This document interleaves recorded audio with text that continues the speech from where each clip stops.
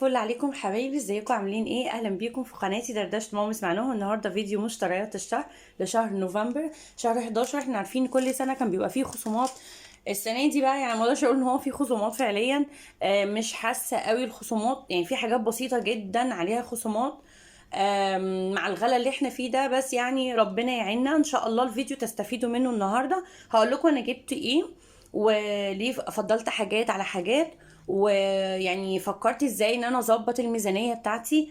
بصوا انا جبت حاجات يعني مش كتيره ومش قليله. الفاتوره بتاعتي كانت عامله 600 جنيه.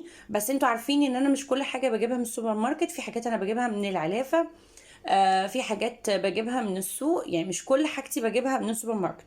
هنبتدي بقى مع بعض واقول لكم الحاجه بالاسعار وايه عليه عروض تلحقوا تجيبوه. انا عايزه اقول لكم ان العروض في فتح الله هي خميس جمعة سبت من كل اسبوع، وخلال شهر 11 اي حاجات عليها خصومات بتبقى خميس جمعة سبت.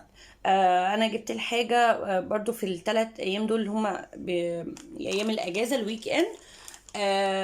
هنشوف بقى مع بعض. اول حاجة جبتها دومتي جبنة فيتا اللي هي السايبة. دي كانت عاملة ربع كيلو ب 17 جنيه. دي اللي هي جبنة لبن، بس يعني مفيهاش أي إضافات غير صحية تماما. دي كانت عاملة ربع كيلو ب 17 جنيه. كمان جبت مشروم فتح الله اللي هو المشروم الطازة. ده كان عامل 21 جنيه، 22 جنيه بالظبط. دول عاملين 200 جرام. كمان جبت بسكويت. انا ماشيه معاكم بالترتيب بتاع الفاتوره عشان ما فيش حاجه انساها. دي علبه بسكويت كويسه قوي. هي بيبقى فيها 6 قطع. العلبه دي عامله 10 جنيه ونص. انا ما بجيبش سويسه او حلويات لولادي اطلاقا. لكن مره في شهر كده ممكن نجيب علبه بسكويت. وهي مش عامله زي البسكويت قوي، هي عامله زي المارشميلو كده، بس طعمها حلو جدا. بصراحه جوزي بيحبها وانا كمان بحبها. هما فيهم 6 قطع، فيعني كل واحد فينا ايه واحده او اتنين بالكتير، فالدنيا تمام يعني. العلبة دي كويسة قوي، سعرها كويس، طعمها جميل. عاملة 10 جنيه ونص اهي. ده شكلها من جوه. الكيس فيه قطعة واحدة وصغننة خالص. بعد كده كان في عرض بصل احمر اليومين دول في فتح الله. ال2 كيلو ونص ب10 جنيه، طبعا ده سعر معقول. كمان عندهم بطاطس. ال2 كيلو ب15 جنيه، بس للاسف انا معرفتش انقي البطاطس. يعني البطاطس كان اغلبها مش حلوه يعني، بس فيها حلو. بس التنقيه هتبقى صعبه جدا اللي هي البطاطس الصغيره، فانا جبت البصل 2 كيلو ونص ب10 جنيه. بس بصراحة البصل مش هيقعد، يعني لازم يتفرم ويتحط في الفريزر على طول. جبت كمان التفاح الأصفر، كان عليه خصم برضو، كان ب16 جنيه. فأنا جبت 4 وحدات بس عملوا 6 جنيه. جبت بالنسبه للشاي، انا دايما كنت بقول معاكم ان انا جبت شاي، بجيب شاي الكابتن اللي هو كان ب 15 وبعدين بقى ب 17. للاسف بقى مش موجود. مش موجود خالص، يعني الشركه نفسها ما بقتش تطلع، موقفه. ودي الازمه للاسف والمشكله اللي حاصله حاليا، ان في منتجات كتير الشركه نفسها موقفه ان هي تدي السوبر ماركتات سواء كبيره او صغيره، او ان هي تطلع اي حاجه من الشركات او من المصانع علشان بيظبطوا الاسعار. فاحنا لينا ربنا، يعني اللي يلاقي حاجه دلوقتي ياخدها، بس مش ياخدها بشراهه، يعني مش لدرجه انتوا يعني توصلوا الناس ان ينزلوا ما يلاقوش حاجه. وده فعليا ان انا امبارح نزلت في منتجات لقيتها مش موجوده اصلا، رغم ان هي يعني الصبح كانت موجودة، عبال بالليل بقت مش موجودة. الناس بتشتري بشراهة عالية جدا، لا ده غلط. انا اشتري على قد احتياجي زيادة. ممكن اشتري كيس، لو مثلا مكرونة اشتري كيس زيادة، لو رز، لا مفيش رز اصلا للأسف في السوبر ماركتات كلها. يعني اقصد نجيب زيادة عن احتياجنا حاجة من كل نوع، مثلا لو انت مادياتك تسمح، انما لو مادياتك بتسمحش تجيبي على قدك. ايه وربنا يكرمنا بقى ايه الفترة اللي جاية ان شاء الله. جبت بقى شاي العروسة بدل شاي الكابتن اللي مش موجود. حتى شاي العروسة اللي هو ربع كيلو برضو لقيته مش موجود للأسف يعني، فاضطريت أجيب الصغير ده. ده كان الواحد عامل 10 جنيه، اللي هو بيبقى 100 جرام. جبت 2. يعني مضطرة، رغم ان انا يعني دول كده 200 جرام عاملين 20 جنيه. انا كنت بجيب الربع كيلو من شايب كابتن اللي هو 250، وكان ب15 وب17. جبت بقى حاجة عليها خصم كويس جدا، اللي هو فريدة منعم. انا اول مرة اشوف فريدة او اجرب فريدة، بس انا شميت ريحته لقيته حلو جدا. بصوا اهو، انا بصراحة مش قادرة اشيله. دوت 4 كيلو ب52، فده هيوفر معايا جامد جدا. يعني ده مثلا هيقعد معايا ممكن 3 4 شهور، وممكن 5 6 شهور كمان. يعني لأن انا اقتصادية جدا في استخدام الحاجات دي، يعني بستخدمها في ملابس معينة وفي حاجات معينة، وبستخدم كمية مش كبيرة. فبصراحة هيوفر معايا جامد قوي. العرض ده كويس جدا بصراحة. لو قدامك فرصة تنزلوا تاخدوه خدوه. برضو الكيوي في فتح الله كان عليه خصم. ده كان عامل الكيلو ب33.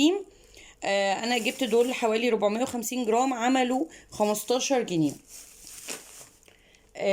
نيجي بقى، جبت بقى الزبادي. الزبادي بصراحة بقى غالي جدا، ويعني الواحد حتى لو فكر يعمل في البيت برضو هيقف عليه غالي، لان اللبن اوريدي بقى غالي. دول عاملين 36. دول عبارة عن يعني 12 قطعة عاملين 36. ده زبادي نسلة. بصراحة مش بقدر استغنى عن الزبادي ولا اللبن مهما كان سعره غالي، لان يعني ده الكالسيوم بالنسبة للولاد يعني. جبت بقى حاجة يعني كان عليها عرض وأول مرة أجيبها. أنا بقالي سنين ما بجيبهاش، وجوزي هو اللي أصر بصراحة إن احنا نجيبها يعني، فأنا مرضتش أزعله. انتوا عارفين ان انا مش بجيب مجمدات خالص، بس هو لما لقى العرض ده يعني الناس بقى اللي بتحب تجيب الحاجات دي، بس انا مش بنصح بيها بصراحه ان هي تبقى متواجده على طول في البيت، لان ده يعني مش حاجه صحيه. بس لو مره كده تفاريح مفيش مشكله. دي كوكي. بصراحه لسه ما دقناش طعمها، يعني انا بس هقول لكم سعرها. هو نازل عليها خصم ب60 جنيه، ده كيلو ب60 جنيه. بانيه كوكي. تمام. كمان جبت كورن فليكس، اللي هو تيمز كورن فليكس سادة. كان عليه يعني عرض 20% زيادة. يعني دوت وزنه 300 جرام، يعني 250 زائد 50، فكده بقى عامل 300 جرام. سعره كان عامل 24. نيجي بعد كده المناديل. منديل تواليت 6 رول، عاملين 4 تواليت 34. ده نوع بابايا اهو هناك 6. بابايا او وايت من الانواع كويسه جدا. هي بتبقى غاليه كفلوس، لكن هي بتقعد معانا فتره اطول من انا لو جبت الارخص، لان هي قويه جدا. القطع منها بتفرق معايا. يعني لو انا جبت مثلا المناديل الرخيصه، بلاقي نفسي ان انا بلف بسحب كتير عشان اقدر استخدم في المره الواحده، لكن دي بستخدم قطعه او قطعتين في المره الواحده، وبتبقى يعني قويه جدا وبتغني بصراحه. فهو التوفير في ده. يعني انا بجيب الكيس زي دوت. ده على فكره ممكن يقعد معايا شهرين. تمام. انا بصراحه اللي عندي لسه مخلصتش، انا معايا 2. كنت الكيس اللي كنت جايباه المره اللي فاتت كان جايباه مش الشهر اللي فات، انا كنت جايباه الشهر اللي قبله، ولسه معايا في بكره موجوده. فجبت قبل ما يخلص، يعني ده معناه ان انا مثلا هقعد شهرين مش هجيب تاني. ده كان عامل 34. فاميليا برضو مناديل مطبخ. دول 6 رول، عاملين 34 برضو نفس الكلام. جبت كمان عين جمل للولاد. انا بجيب عين جمل كمية صغيرة خالص. ده الكمية دي كانت ده كده ربع، عامل 35. بس بيفرق معايا جدا علشان يعني صحة الولاد. بديهم كل يوم مكسرات على الصبح مع معلقة عسل. انصح اي ام ولادها عندهم مشكلة في التركيز، لو عملت الكلام دوت صدقين لو استمريتي شهر ورا التاني هتلاقي ابنك او بنتك التركيز عالي عليهم، ومستواهم عالي، ودرجاتهم عليت جدا. فدي نصيحة مني. أنا شغالة على الكلام ده يوميا من بداية الصيف اللي فات، ولقيت فرق كبير جدا في كل حاجة بصراحة مع ولادي. يعني كل حاجة يعني فعلا اتغيرت. التغذيه يا جماعه مهمه جدا جدا جدا. ده كان عامل 35. الحبه دول على فكره ممكن يقعدوا معايا شهر ونص شهرين، لان انا بصراحه بديهم هم بس لوحدهم. ما حدش تاني يعني في البيت، ولا انا ولا باباهم بناخد. بوفر الكلام ده ليهم هم، لان هم بصراحه صحتهم اهم عندي. بدي كل واحد فيهم واحده كل يوم على معلقه عسل. مره بجيب عين جمل، مره بجيب بندق، مره بجيب يعني بنوع كده، بس في الحاجات اللي هي في اسعارها معقوله. وبجيب كميه صغيره وبقننها ليهم هم. جبت رومي، جبنه رومي. بس جبت جبنه رومي اللي هي مبشوره، بتوفر معايا اكتر. ده الوزن دوت عامل 25 جنيه دوت. هو سعر الكيلو اصلا عامل 130، ده سعر الكيلو. انا جايبه كميه صغيره حوالي 200 جرام، عاملين 25 جنيه. بس ده يعني انا هقنن برضو، بقنن استخدامي فيهم. يعني مش بحط كده كميه كبيره ولا عماله على بطال، لا، يعني كنوع من انواع تغيير الطعم، لان هي برضو هي مفيهاش حاجه مفيده، بس من وقت للتاني كتغيير في الطعم. ان انا ممكن ارشها على شويه بشاميل، ارشها على صينية جلاش. يعني كده، عارفين انتوا حاجة كده كده على الوش، ممكن لون شكل تغيير طعم، بس مش اكتر من وقت للتاني. المرة دي انا ما جبتش جبنة موتزاريلا، لان انا الشهر اللي فات كنت جايبة كيلو جبنة موتزاريلا وقسمته، جزء استخدمه الشهر اللي فات وجزء استخدمه الشهر ده، وان شاء الله يكفيني مع شوية الجبنة الرومي دي. جبت لبن بودرة سايب من عند اسمه لبن بودرة سويدي، من عند فتح الله. جبت ربع كيلو، هو مش ربع بالظبط، هو اكتر من ربع، هو حوالي 300 جرام، عاملين 38 جنيه. هو الكيلو عامل 130 جنيه. الحبة دول ان شاء الله ان شاء الله يكفوني الشهر كله، وممكن يتبقى كمان للشهر اللي بعده.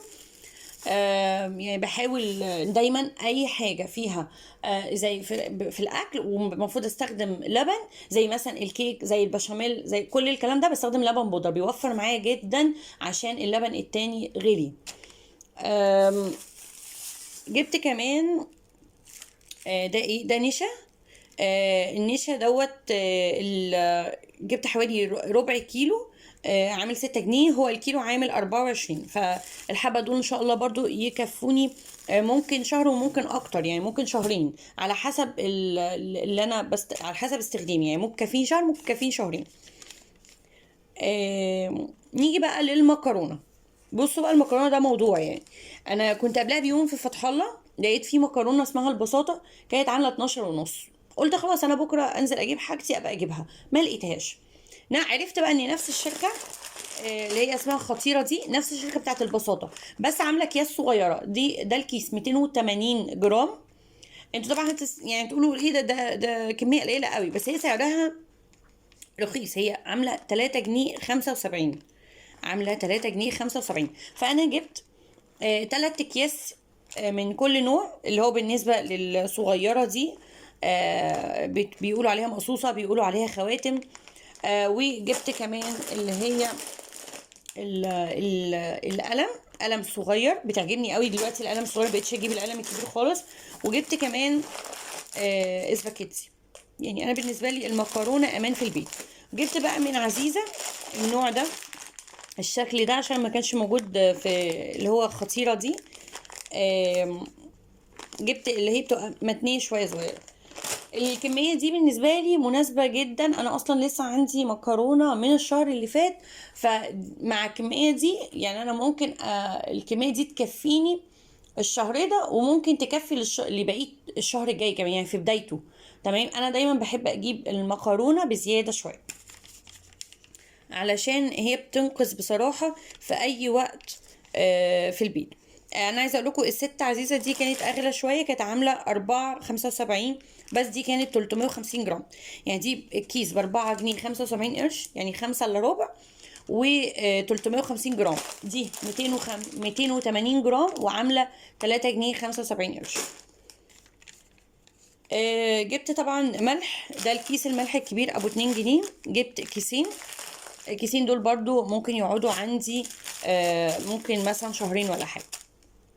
بس انا الملح طبعا بحب اجيب بزياده، لان اتحطيت في كذا موقف ان الملح بيخلص فجاه من غير ما اخد بالي، واضطر يعني اسيب الاكل واطفي عليه وانزل اجيب ملح واطلع. فمش عايزه احط نفسي في الموقف ده تاني بصراحه. جبت فانيليا خام. هي راحت فين؟ الفانيليا دي من ساعه ما جربتها عجبتني وبطلت اجيب الاكياس ده. تالت شهر اجيبها. الفانيليا دي العلبة دي ب10 جنيه، فانيليا خام. ريحتها قوية جدا، بتقدري تستخدمي الكمية اللي انت عايزاها. موفرة جدا اكتر من الاكياس. انا انصحكم انتوا تجيبوها، دي بتتباع في فتح الله، بتبقى موجودة عند قسم العلافة. جبت زيت هدية. ده زيت انا هو خليط بس انا بجيبه للقلي. الزيت دوت عامل 80. انا بصراحة كانت الازاز دي كنت بجيبها بحاجة و60. كنت مره جبتها ب 62 ومره جبتها ب 69. دي اخر مره انا جبتها كانت ب 69، المره دي لقيتها ب 80. طبعا انا اتصدمت يعني، بس انا يعني الصغيره بصراحه يعني مهدره معايا جامد جدا. اللي هي بتبقى 700 ملي، عامله 29 جنيه او 30 جنيه. لكن دي 2 كيلو و100 عامله 80 جنيه. فدي اوفر واحسن. ويعني احنا محتاجين زيت. انا مش بستخدم زيت قلي كتير، بس يعني دي من الحاجات اللي انا برضو بحطها في البيت، بتنفعني من وقت للتاني. يعني انا الازازه دي ممكن تقعد معايا اكتر من شهرين. يعني الازازه اللي قبلها قعدت معايا قعدت معايا ممكن حوالي شهرين او 3. فانا مش بستخدم الزيت القلي بشراهه، لا انا بستخدمه قليل جدا. بس بحب اجيب الازازه الكبيره واركنها واريح دماغي منها. احس ان انا خلاص يعني اشتريت دماغي، يعني جبت واحده كبيره وتقعد معايا شهرين او 3 على حسب. يعني لو بستخدم في حاجات كتير قالتها لاي طوارئ بتخلص معايا مثلا في شهرين. لكن لو قننت وركزت ان انا مقليش واعمل كل حاجتي فرن بتقعد معايا بالثلاث شهور واكتر. جبت كمان فريسكا. دي طبعا تحفظته، يعني الناس اللي متابعيني جوزي بيحبها جدا. بجيبها عشانه بصراحة. دي كانت عاملة 17 جنيه، حتى دي غليت يعني، دي كانت ب15 اصلا. جبت شوكولاتة شيبس علشان احطها للولاد في الكب كيك. ده وزن 120. ده الوزن 120، عامل 11 جنيه ونص. الكمية دي طبعا هتقعد معايا فترة كبيرة، لان انا يعني مش بستخدم الحاجات دي كتير، بس كل مرة كده بحب اعمل للولاد شكل مختلف، علشان انتوا عارفين ان انا بعمل لهم كب كيك كتير. بس كده، دي كده كانت فاتورة النهاردة. زي ما قلت لكم عاملة حوالي 600 جنيه اهو، 623 بالظبط. ما اقدرش اقول ان انا جبت كل حاجه بالرقم ده، بس انا حاولت اقنن. بس اللي انا عايزه افهمه لكم ان في حاجات انا بجيبها مختلفه عن كل شهر، وفي ثوابت. الثوابت مثلا زي الشاي، زي ممكن اجيب فاكهه عليها خصم من فتح الله، علبه بسكوت. دي الثوابت. لكن الباقي كله متغيرات. يعني انا في حاجات ممكن اجيبها الشهر ده مش هجيبها الشهر الجاي. يعني مثلا المناديل والمعطر، الكورن فليكس، ال آم، آه، يعني في حاجات كتيره قوي انا مش هجيبها الشهر الجاي. الملح، يعني بصوا حاجات كتير مش هجيبها الشهر الجاي، هجيب حاجات بدلها، وهكذا شهر ورا شهر. في حاجات مره اجيب حاجات وحاجات لا. ما لما بيكون في عايزه اجيب حاجه زياده، زي مثلا المكرونه ممكن اجيب بزياده شويه. اللبن البودره ممكن اجيب في الوزن زياده شويه يكفيني على بدايه الشرب. ليه؟ عشان اي طوارئ، دي امان في البيت. شويه نشا، شويه لبن بودره، الحاجات دي، شويه مكرونه. الحاجات دي امان في البيت، تقدري منها تعملي حاجات كتير، سواء حلو سواء حادق للولاد. بس يا رب تكونوا استفدتوا من الاسعار. اللي في مقدرته ان هو يروح سوبر ماركت فتح الله او اي هايبر كبير بحيث يشوف الخصومات ايه. بس ما تندرجوش ورا الخصومات قوي وتجيبوا من كل حاجه عليها خصم حاجات كتير، فتبص تلاقوا الميزانيه بتاعتكم خرمت. احنا مش وقت ان احنا ده عشان عرض فنجيب كتير، لا. جيب من العرض حاجه واحده لو انت بتحتاجه فعليا، يعني هتحتاجه الشهر ده او هتحتاجه الشهر الجاي بالكتير. لكن اكتر من كده لا. وكل واحد برضو حسب ميزانيته وحسب ما ربنا يوفقه. يعني في حد ميزانيته مرتاحة والدنيا ما فيش مشكلة، خلاص براحتكم يعني. لكن انا بتكلم من وجهة نظري انا، احنا في وقت صعب، ربنا يعيننا. انا عايزه اقول لكم بدات استغنى عن حاجات كتير جدا جدا جدا جدا كنت بجيبها. كان في حاجات يعني مش هقول مش اساسيه، وكانت ترفيهيه كده. كنت ممكن اجيب مثلا 10 حاجات مثلا ترفيهيه، كنوع من انواع ان الولاد يحسوا ان الحاجه دي على الاقل بتتجاب مره في الشهر، عشان ميبقاش بس محرومين من حاجه. يعني إنه الحاجه دي بتيجي ولو مره في الشهر. الحاجات دي انا بطلتها خالص. انا ممكن اجيب منها حاجة او حاجتين مرة كل شهرين 3. يعني انا وفرت ان انا اجيب الاساسيات. انا ما وفرتش فلوس، هي نفس الفلوس بصرفها، بس بقيت منعت الحاجات اللي هي انا شايفه ان هي يعني ما كانتش مهمه قوي. وبس ده مش معناه برضه إن انا مش هجيبها خالص للولاد، لا هجيبها، بس بدل ما كنت بجيبها مره كل شهر، لا ممكن نبدل. مره نجيب حاجات الشهر ده، ممكن حاجات تانية نجيبها الشهر اللي بعده، وهكذا. طبعا اللي يعتبر انا مصروف البيت الاكبر انا بصرف في حاجه السوق. دي الفلوس الاكتر، اللي هو الفراخ، اللحمه. دول انا بجيبهم من السوق، من عند الجزار ومن عند الفرارجي.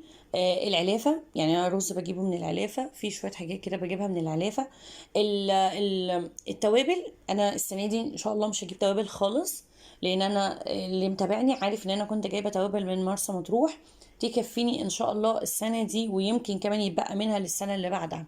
ربنا يسعدني. في حاجات انا طبعا استهلاكي عليها عالي، وفي حاجات استهلاكي عليها خفيف. يا رب اكون فدتكم. لو انتم شايفين الفيديو مفيد شيروه لكل اصحابكم. ما تنسوش اللايك حبايبي، وتابعوني في الفيديوهات. وفي وصفات اقتصادية انا نزلتها الفترة الاخيرة، اتمنى اشوف تفاعلكم عليها، عشان انا متضايقه ان هي مش عليها تفاعل. فبالتالي هي اللي يعني اللي بيتفرج وما بيحطش لايك او ما بيحطش كومنت، ده بيقلل من ظهور الفيديو لغيرك، او لغيرك. فليه ساعدوني ان الفيديوهات توصل للاخرين. الناس كلها دلوقتي محتاجة وصفات اقتصادية وحاجات تتعمل في البيت طبيعية ونظيفة. يعني انت كده بتفيدي غيرك. فاتمنى منكم تشجيعكم ومساعدتي في القناة، في انه كل مفيد يوصل لأكبر عدد ممكن. وده هيكون بسبب اللايك بتاعك، بسبب الكومنت بتاعك. الفيديو بيترفع بسبب مشاهدتك من غير ما تجري الفيديو. ده برضو بيرفع من أداء الفيديو، ان هو اليوتيوب يعرف ان هو فيديو مفيد، فيرفعه لعدد أكبر من الناس. أشوفكم على خير، وأقول لكم بقى باي باي.